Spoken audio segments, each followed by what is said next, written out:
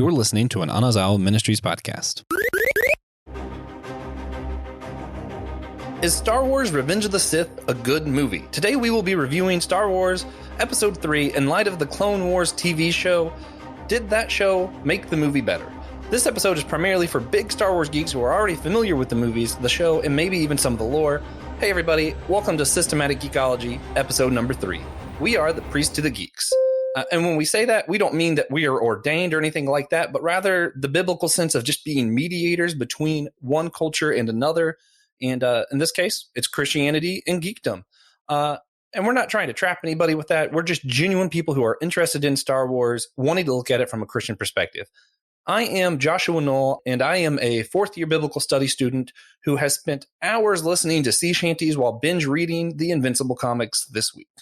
All right, and I am TJ Blackwell, and I have just recently forced Joshua to start reading the Invincible comics. I'm Joe Day, and I am a lover of all things comic related. All right, so today's subject, he's already mentioned it. I also made Joshua watch the Clone Wars because we were talking about some of the problems he had with Revenge of the Sith. And, I was like, well, the Clone Wars fixes some of that. And he just hadn't watched it at that point because he just thought it was a kid's show for kids.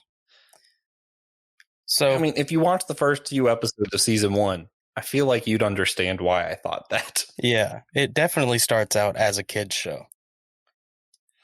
But I really thought it would help. And I couldn't stand the continuous slander. He thought it was the worst one. Worst Star Wars movie. That's ridiculous. Well, I don't think it's the worst Star Wars movie anymore, now that, Rise of Skywalker is out. However, Pastor Will has a really interesting defense for Rise of Skywalker. I mean, that's not what we're here to talk about, but yeah, he basically said it got his kids into it, and if something makes other people get into Star Wars and I can share my love of Star Wars with them, that's a good thing. Which, yeah. I was gonna say, I've kind of started to take that with the prequels. As much as I am just not a huge fan of the prequels, learning, I realize that without them, a lot of my close friends might not be huge into Star Wars, so maybe I should be thankful for them anyway. Right. But yeah, Revenge of the Sith is one of my favorite Star Wars movies because, it's one of the ones I grew up with. Joe, I'm not familiar with your position on Revenge of the Sith. Would you like to share? Yeah, I'm in this weird spot because I'm of the generation where the prequel trilogy, a lot of people my age say that's my Star Wars. But I grew up on the original 3. Those are my Star Wars. And so I have a hard time accepting the prequel trilogy, and actually went back and watched Revenge of the Sith today in preparation for this. And it's funny, I went in with that being my favorite of the prequel trilogy, but there's so much of it that for me has a hard time standing up to, conventional storytelling. Yeah. I'm going to elaborate my stance, then allow TJ to respond in jest, because I feel like he needs to, because no one wants to hear my negative view be the last view, because that's awful. So first I want to say, I think a lot of my distaste for the prequels is actually just a matter of taste, and that's it. The prequels feel a lot more sterile. They're a lot sillier, and they feel more technological compared to the originals that felt very lived in, very approachable, mystic, and you never really knew completely what was going on. Whereas the point of the prequels was to show a more civilized culture, to show what it was like before the Empire. It was meant to feel the way that it felt. So I don't think that makes it a bad movie or any of them. I think it's just that's not what I wanted. So who really cares about that? And I think that is probably my biggest problem, is just not being able to get over the fact that I don't enjoy that. Right. That being said, when we get to Revenge of the Sith, I love the duel. Anakin versus Obi-Wan which is it's funny because I had a hard time ever admitting that I liked any part of this movie, but I rewatched it yesterday, and I'm like, you know what? That scene, all of the fight scene is fantastic. Like it's done really well. I still have a problem with how quickly Anakin turned and decided to kill all the children. Clone Wars, the show, definitely helped with that. Like you see more of his anger in there. We're going to talk about that later, but having seen more of that, I was like, okay, I could see him turning evil, but it still felt too sudden. I can't see the Anakin of the Clone Wars show killing all the children, especially since in the third to last episode, he's still getting all sentimental and emotional about seeing Ahsoka. So I just can't see that guy doing that. I actually feel like the Clone Wars made it harder for me to understand why the Senate was all like, oh, an emperor, yeah, this is great. It actually made me like, I feel like a lot of them wouldn't feel so great about that. But again, Clone Wars did fill in a lot of the holes. And I am at the point now that it's hard to watch that movie and not go, okay, maybe they were actually thinking this before they moved the movie. So it does make some of it better. It's just still not my favorite. Even of the prequels, I still think I like it the least of the prequels. So, yeah. Well, in my opinion, you mentioned the final duel, which is the prequel's greatest strength to me. Because in the other two trilogies, the people you get to see fight with lightsabers are untrained children. Yeah. And, you can see what lightsaber dueling masters are supposed to look like in the prequels.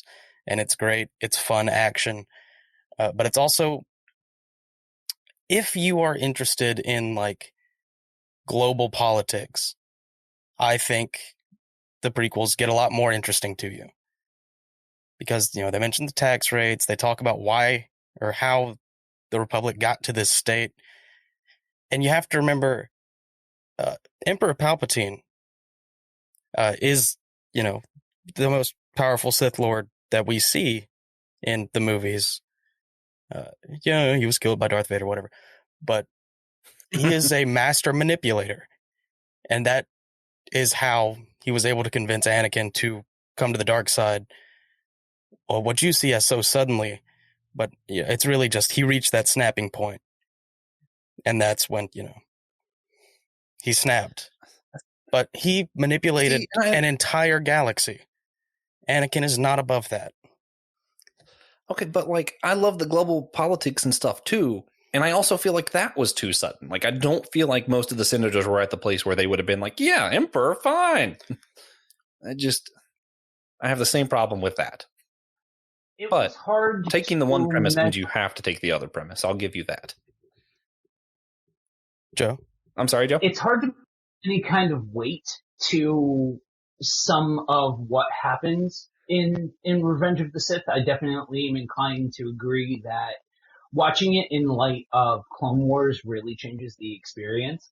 But I also have to agree that Emperor Palpatine is absolutely, in my opinion, the best part of the prequel trilogy, because you get to see the rise of this figure that was so menacing in the original three, that you get to see the ascension of this figure. At the same token, you could say the same thing with Darth Vader, except for the fact that when you see what actually led to this incredibly menacing bad guy from the original three in Darth Vader, to see the way that it came forward was a little bit lackluster. I think the name of the game as far as the prequel trilogy is there's a lot of moving parts and there's a lot of positive puzzle pieces. Unfortunately, though, those positives are firmly entrenched in some real negatives. Now, since it sounds like we're ganging up on TJ, I want to reverse it on me. If I'm that's not okay afraid. With everybody. Well, so whereas it sounds like me and Joe both agree that Revenge of the Sith just isn't really a good movie, but TJ likes it, thinks it's a good movie. However, I think where Joe and TJ both agree that it's the best of the prequels, I don't necessarily agree with that. And that's where I'm the oddball out.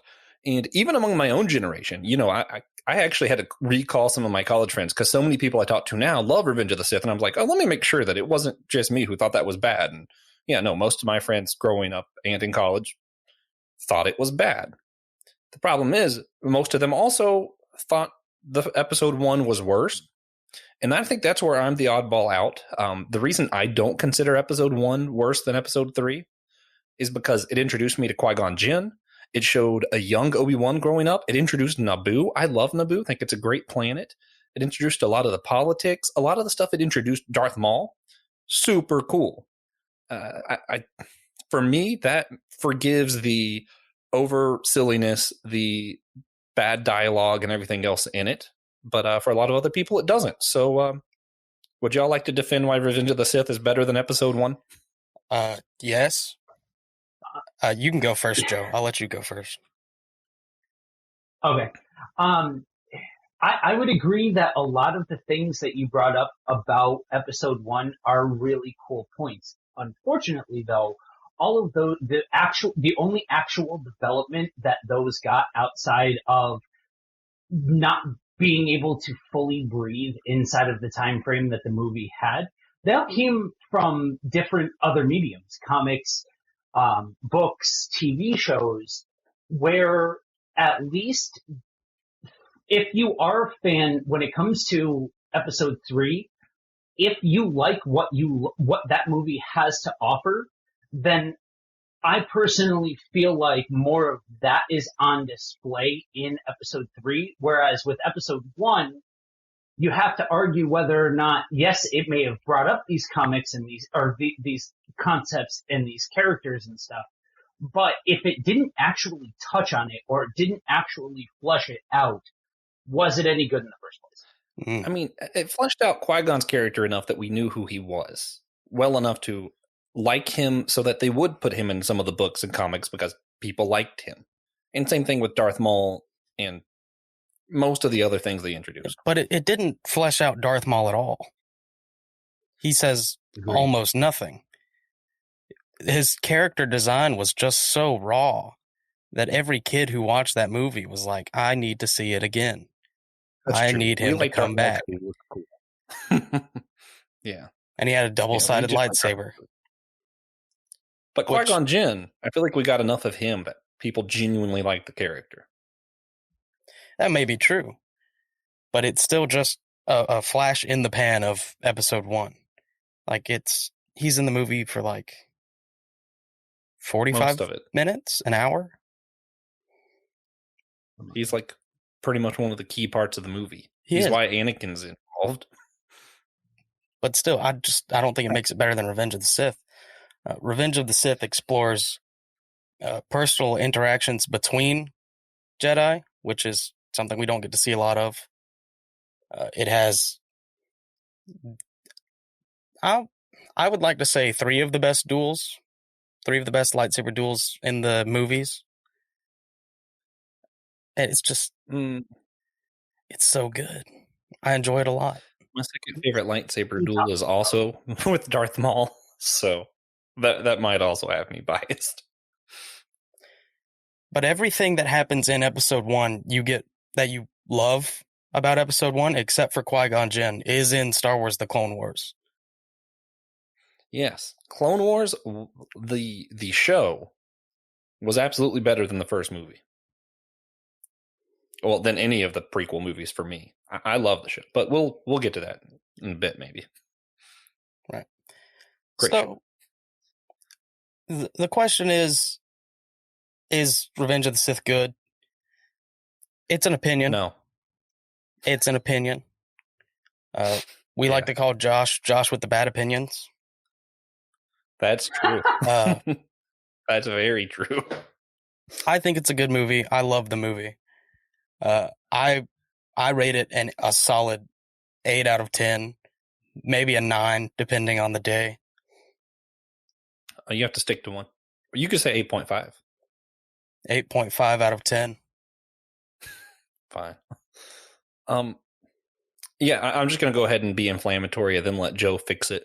I originally would have given it either a 2 or a 3 out of 10, but I'll probably, after watching Clone Wars, give it a 4. So Ridiculous. I can't stand that movie. I would have to be in between at a 5, maybe a 6, but I say that with a giant asterisk of if the things that are showcased in this movie are your speed, like I said before, they are incredibly on display. So I can totally understand that if this movie is your speed, that this movie is fantastic. I just think it suffers from it trying to be an adult movie while also trying to be a little kid movie. All of the prequels At the have same that problem. token, yes, as well as suffering from, we'll call it clunky dialogue. Mm-hmm.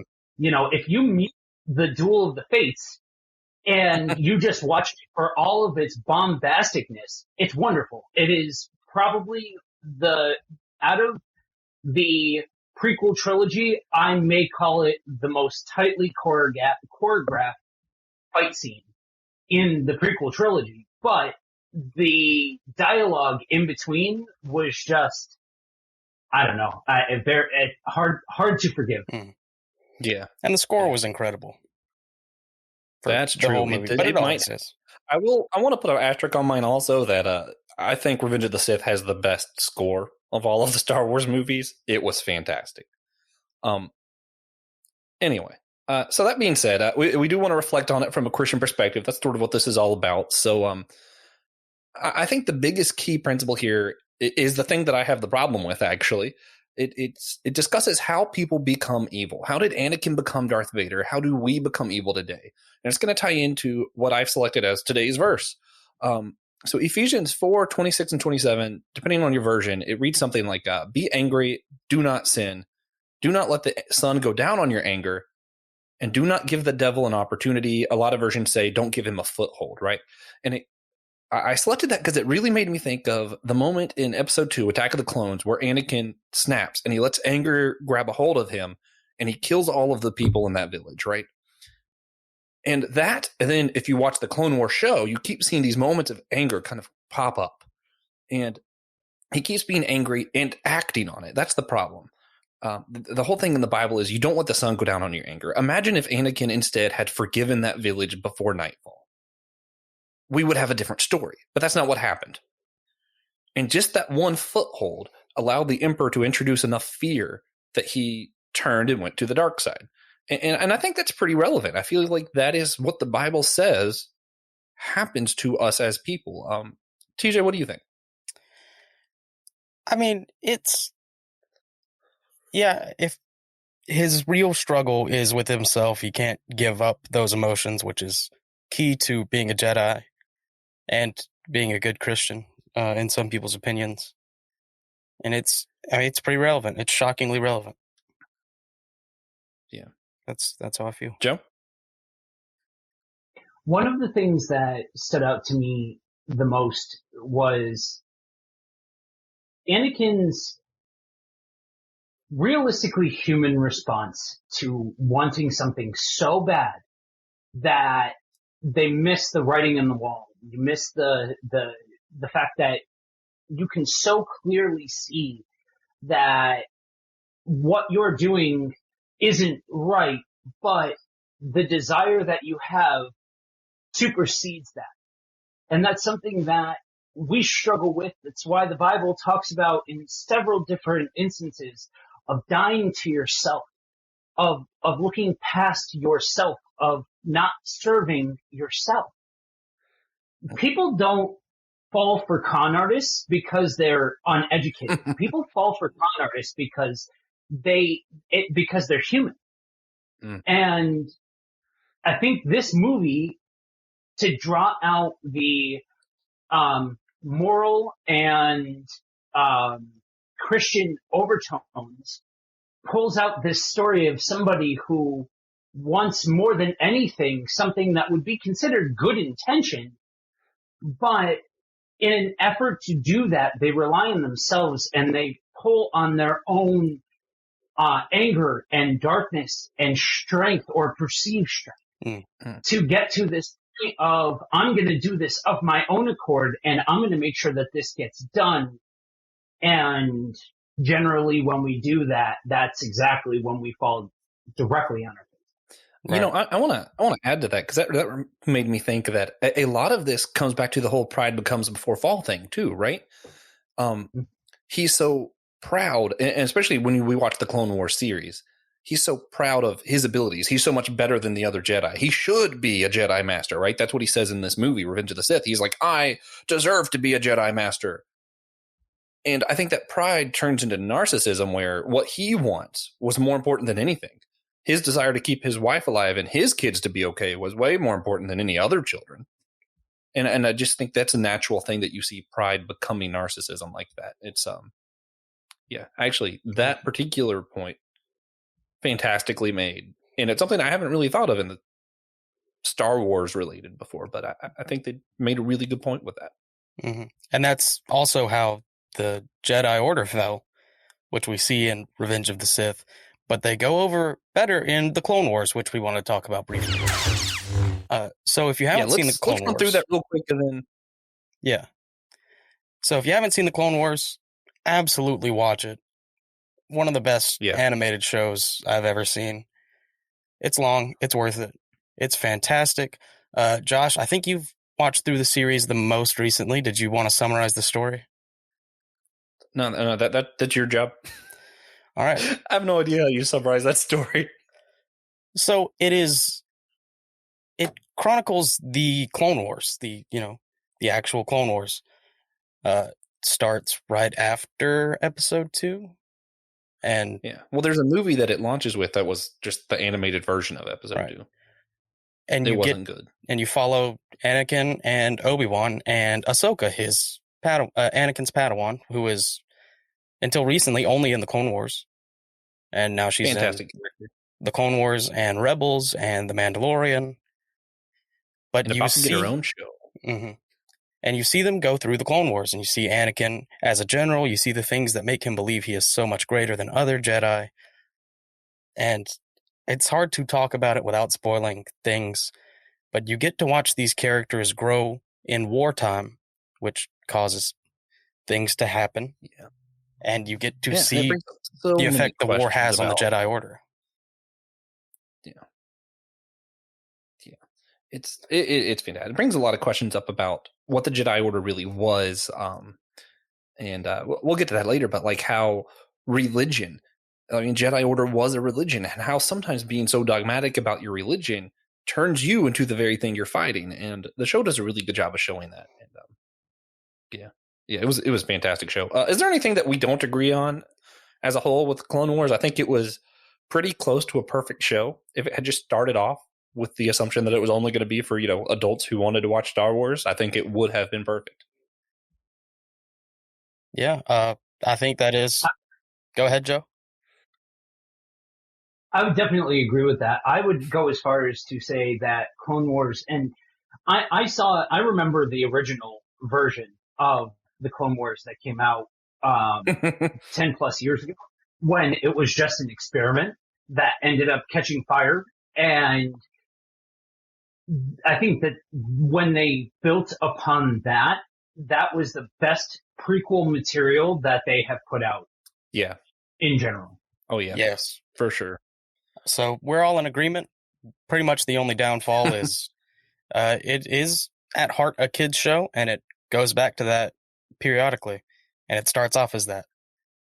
So it's just a really fantastic animated show. And as far as misconceptions go, that is one, ironically, that it is just a kid's show. Because it really is not, especially towards the end. Because you're watching these people, Anakin, fall to the dark side gradually. They don't do great things in the dark side. Yeah, that's true. Yeah, so as far as other things that we liked and disliked about it, one of my, I'm going to say top 5 Star Wars characters now has to be Hondo. He is a space pirate. For those who haven't seen the series, fantastic character. I've gone to Star Wars Galaxy's Edge in Disney twice now. Once was before watching Clone Wars, and I didn't really know as much as I thought I would know about what was there because, I watched all the movies, I should know. Then I watched Clone Wars, and I went back to Galaxy's Edge, and turns out Hondo is on the Millennial Falcon, and he's just talking to you, and I'm like, this is pretty much the best moment ever. Yeah. So, I love Hondo. What's some stuff that y'all like? Well, I was debating telling you this, but Hondo is in Star Wars Rebels. So fantastic. Yeah. I need more Hondo. So I think I like pretty much everything about the Clone Wars. Fight choreography, probably number one. You can't really get a fight choreography as good as the Clone Wars in a live action show. So yes, I will simply suffer. Joe, what else did you like about it? So I'm a huge sucker for anything lore related for my favorite IPs. That's why I'm such a big comic book fan. And I feel like with Clone Wars, they took this thing that I would argue was a throwaway line from A New Hope and gave life to an entire period of time in Star Wars mythology. And as the show goes on, you're seeing character building, you're seeing lore building. It's introducing new concepts and bringing old concepts that were only lightly touched on and bringing them forward to an unimaginable new degree. So this is the kind of show that if you want to get to know your characters, if you want to get to know the scenery and the goings on of this world that was created, then this is exactly up your alley. And that's why I think that's part of why it is so complementary to Revenge of the Sith, because Revenge of the Sith also did a lot of that same kind of world building, just in very specific and in different portions of the lore and of the story. So even the characters that are from the movies that technically aren't byproducts necessarily of the show, you still get to see an entirely new and different dynamic and different dimension to these characters that really, when you look at it as a collective whole, only serves to raise everything else from the prequel saga up. Yeah, it was really good character building in that show. I cannot believe how much I enjoyed it, honestly, because I'm just not a big prequels guy, but that show was great. So thank you, TJ, for making me watch that. You're welcome. One more thing I like that they did so well is humanize the clones. Because in the prequels, they're just clones. They're no ones. They're nobodies. Well, what's funny is that bothered me at first. At first, I was like, wait, you can't humanize them because clearly they're just programmed because they turn on all the Jedis. But then they explained that in such a fantastic way that I was like, I couldn't possibly be happier about this. Mm-hmm. Yeah. So if we had to rate it, 0 to 10, I'll rate this one first. I'm going to give it an 8 out of 10. I really enjoyed Clone Wars. So nearly perfect to you is an 8. Yes. I want to say that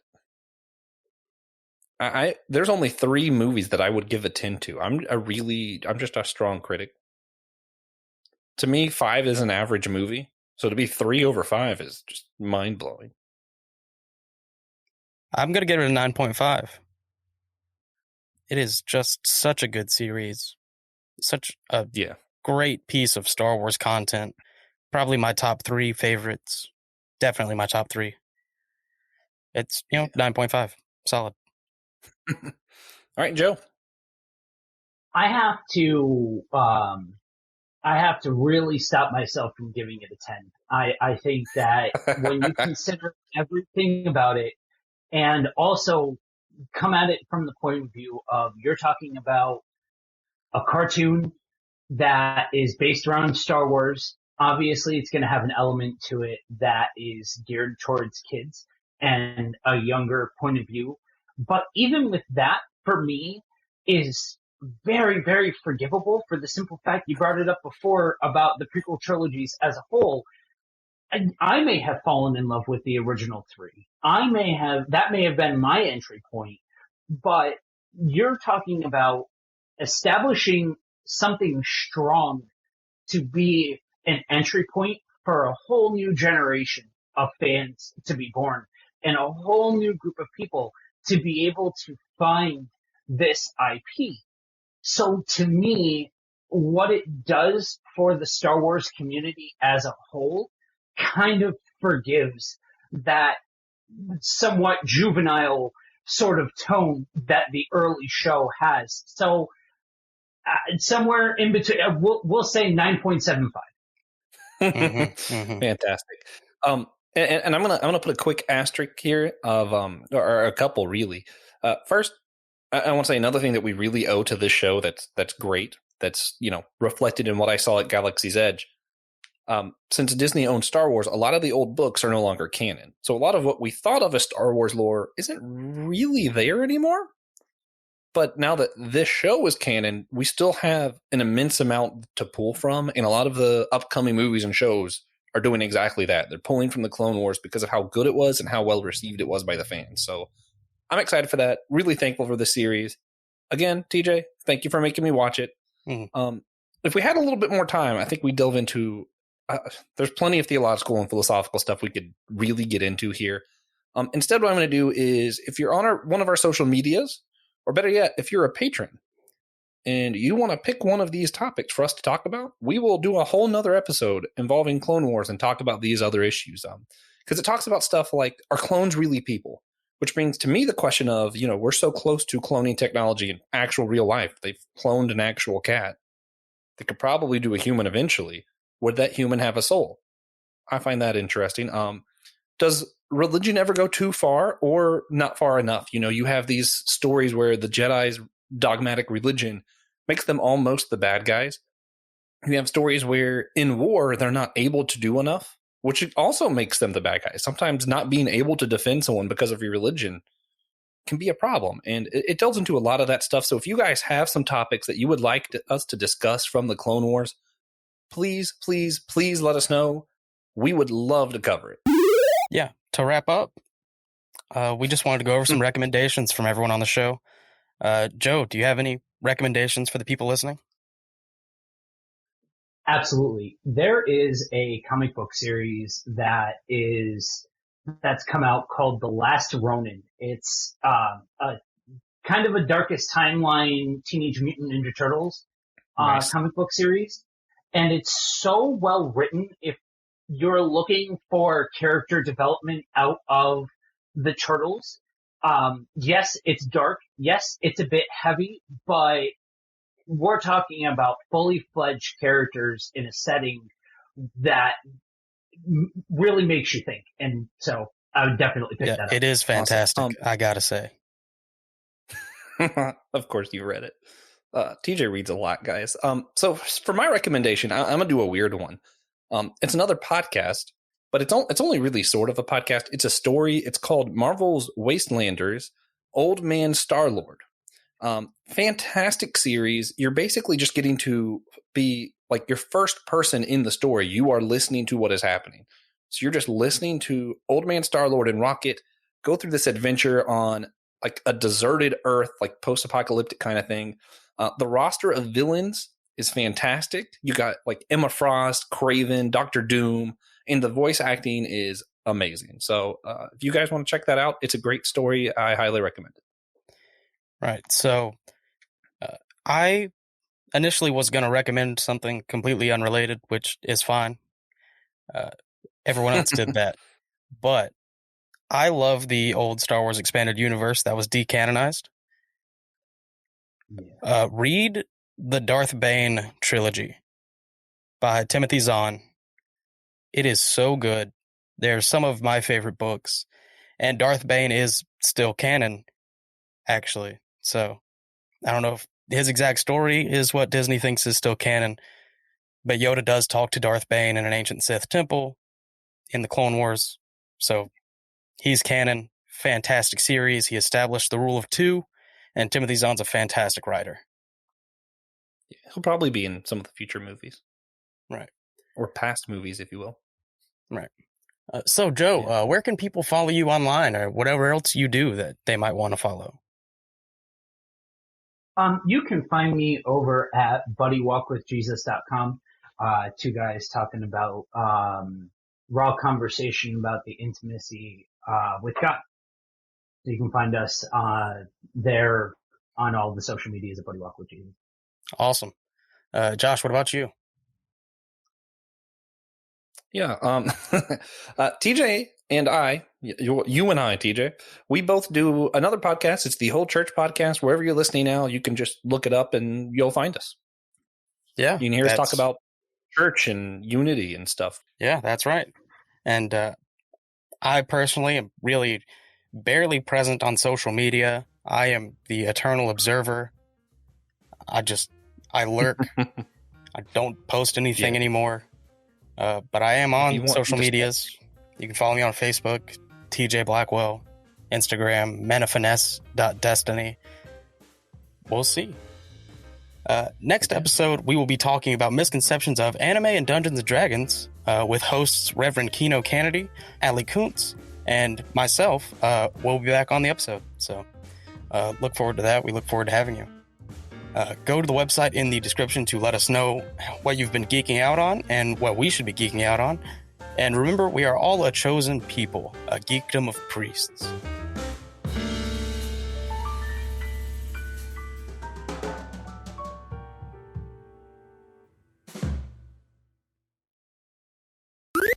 This was an Anazao Ministries podcast. If you enjoyed this show and would like to learn more about our network, be sure to check out the Anazao Ministries Podcast Network.